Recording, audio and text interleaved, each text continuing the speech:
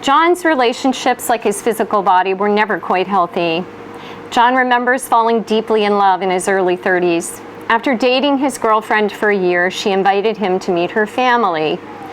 During his stay with them, John says, I became acutely aware of how different I was from kids who grew up without the kind of shame and blame I endured. One night, his girlfriend, her sisters, and their boyfriends all decided to go out dancing.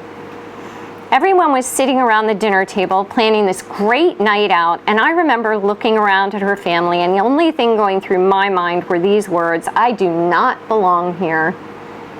Everyone seemed so normal and happy.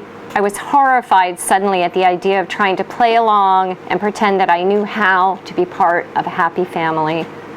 So John faked being really tired. My girlfriend was sweet and stayed with me, and we didn't go.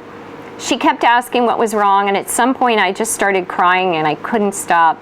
She wanted to help, but instead of telling her how insecure I was or asking for her reassurance, I told her I was crying because I wasn't in love with her. John's girlfriend was, he says, completely devastated. She drove John to a hotel that night. She and her family were shocked, he says. No one could understand what had happened.